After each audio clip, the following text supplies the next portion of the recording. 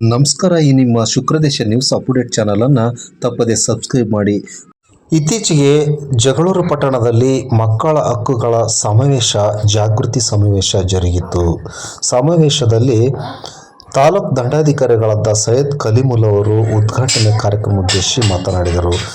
ಕಾರ್ಯಕ್ರಮದಲ್ಲಿ ವಿವಿಧ ಗಣ್ಯಮಾನ್ಯರು, ವಿವಿಧ ಶಾಲಾ ಮಕ್ಕಳು ಸೇರಿದಂತೆ ಹಾಜರಿದ್ದರು. ಮೂರು ವಿಧಾನಗಳಿವೆ. ಫಿಸಿಕಲ್ ದೌರ್ಜನ್ಯ ಬಗ್ಗೆ ನಾವು ಹೇಳ್ತೀವಿ, ದೈಹಿಕ ದೌರ್ಜನ್ಯ ಕರೆಕ್ಟಾ ಸರ್, ಮೆಂಟಲ್ ಮಾನಸಿಕ ದೌರ್ಜನ್ಯ, ಎಮೋಷನಲ್ ನಮ್ಮ ಪ್ರಚೋದನಕಾರಿ ದೌರ್ಜನ್ಯ. ಜಾಸ್ತಿ ಬರಬೇಕಾದ್ರೆ ನನಗೆ ಚರ್ಚೆ ಮಾಡಿ ಈ ದೌರ್ಜನ್ಯದಲ್ಲಿ ಇಷ್ಟೆಲ್ಲ ವಿಧಾನ ಇದೆ. ಸೊ ನಮಗೆಲ್ಲರಿಗೂ ಸಹ ಯಾರೇ ಏನಾದ್ರು ಆಯ್ತು ಅಂತಂದ್ರೆ ಫಸ್ಟ್ ನಾವು ಹೋಗೋದು ದೈಹಿಕ ದೌರ್ಜನ್ಯದ ಕಡೆಗೆ ನಮ್ಮ. ಸೊ ಜಾಸ್ತಿ ಲೋಕಾರೂಢಿಯಾಗಿ ಗೊತ್ತಿರುವಂತಹ ವಿಚಾರ, ಹೆಣ್ಣು ಮಕ್ಕಳ ಮೇಲೆ ಇಂತಹ ದೌರ್ಜನ್ಯಗಳು ಸರ್ವೇ ಸಾಮಾನ್ಯ. ಎಂತೆಂತಹ ಪ್ರಸಂಗಗಳು, ಎಂತೆಂತಹ ಸ್ಟೋರೀಸ್ಗಳು ನೋಡಿದ್ವಿ ಅಂತಂದ್ರೆ ಒಂದು ಕ್ಷಣಕ್ಕೆ ನಂಬೋಕೆ ಆಗೋದಿಲ್ಲ. ಇಂಥ ಕಿರಾತಕರು, ಇಂಥ ಪಾಪಿಗಳು ಇಂಥ ಈ ಸಮಾಜದಲ್ಲಿ ಈ ರೀತಿ ಕೃತ್ಯಗಳನ್ನು ಮಾಡ್ತಾರ ಅನ್ನೋದ ಯೋಚನೆ ಅಂತಹ ದೌರ್ಜನ್ಯಗಳು ಸಹ ಹೆಣ್ಣು ಮಕ್ಕಳು ಈ ಒಂದು ಸಮಾಜದಲ್ಲಿ ಅನುಭವಿಸಿದ್ದಾರೆ.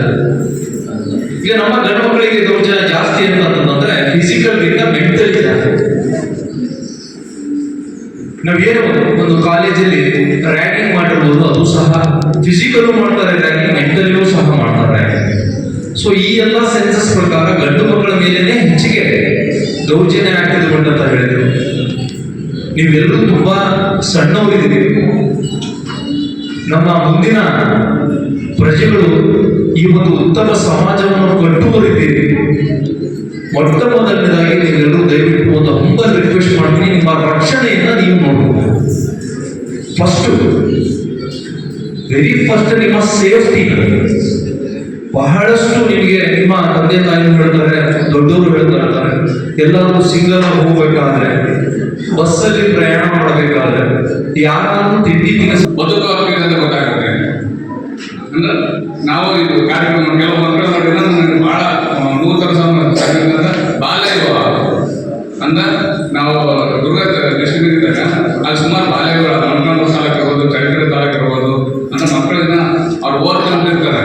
ಆ ಬಾಲ್ಯ ವಿವಾಹ ಮಾಡಿ ಮದುವೆ ಮಾಡಿದ್ರೆ ಏನಾಗ್ತದೆ, ನಮ್ಗೆ ಅಜ್ಞಾನ, ಬಡತನ, ಆಮೇಲೆ ಆರ್ಥಿಕ ಸವಲತ್ತು ಇರ್ಬೋದು, ಮತ್ತು ಜಾಸ್ತಿ ಮಕ್ಕಳು ಅಂದ್ರೆ ನಾವೆಲ್ಲ ನೋಡಿ ಈಗ 1-2 ಮಕ್ಕಳು ಇರ್ತಾರೆ. ನಾವಿರ್ಬೇಕಾಗ 3-4 ಮಕ್ಕಳು, ಅಂದ್ರೆ ಕಮ್ಮಿ ಅಂದ್ರೆ 3-4-5 ಮಕ್ಕಳು.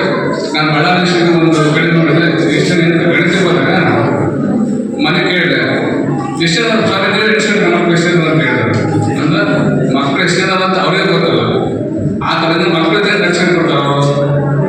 ಹಂಗಾಗಿ ಆಮೇಲೆ ಈಗ ನನಗೆ ಮಕ್ಕಳ ಇದು ಕೊಟ್ಟರೆ ಏನು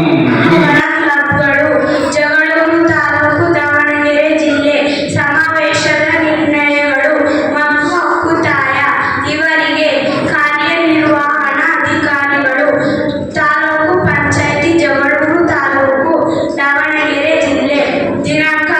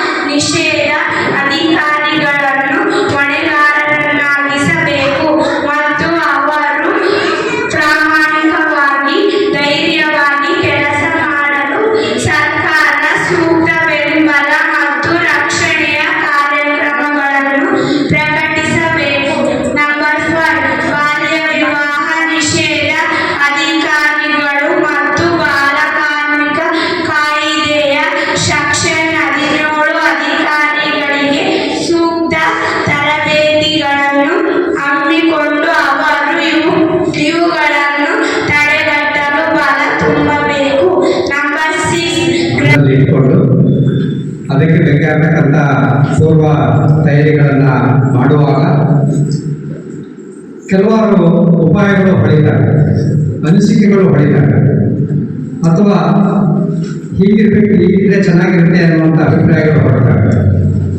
ಅಂತಹ ಸಕಾರಾತ್ಮಕವಾದಕ್ಕಂಥ ಅಭಿಪ್ರಾಯಗಳನ್ನು, ವಿಚಾರಗಳನ್ನು ನಮ್ಮನ್ನು ನಾವು ಏನು ಬ್ಯೂರೋಕ್ರಸಿ ಅಂತ ನಾವು ಕರಿತೀವೋ,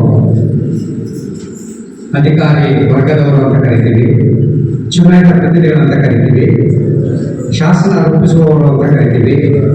ಈ ಶಾಸಕಾಂಗಕ್ಕೆ ಮತ್ತು ಕಾರ್ಯಾಂಗಕ್ಕೆ ಹಾಗೂ ನ್ಯಾಯಾಂಗಕ್ಕೆ ಕೆಲವೊಮ್ಮೆ ಆ ವಿಚಾರಗಳನ್ನು ಗಮನಕ್ಕೆ ತರುವಂತಹದ್ದು, ಆ ವಿಚಾರದಲ್ಲಿ ಸರ್ಕಾರ ಮುಂದಡಿ ಇಟ್ಟು ಸರ್ಕಾರ ಆ ವಿಚಾರಗಳನ್ನು ಕೈಗೆತ್ತಿಕೊಳ್ಳುವ ರೀತಿಯಲ್ಲಿ ಒಂದು ವಕೀಲಿ ಕೆಲಸವನ್ನು ಮಾಡ್ತಕ್ಕಂಥದ್ದು.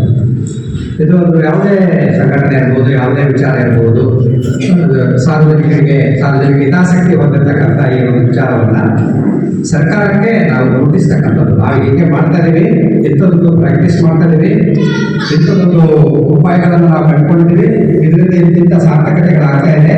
ಹಾಗಾಗಿ ಈ ವಿಷಯವನ್ನು ನೀವು ಸರ್ಕಾರ ಕೈಗೆತ್ತಿಕೊಳ್ಳಿ.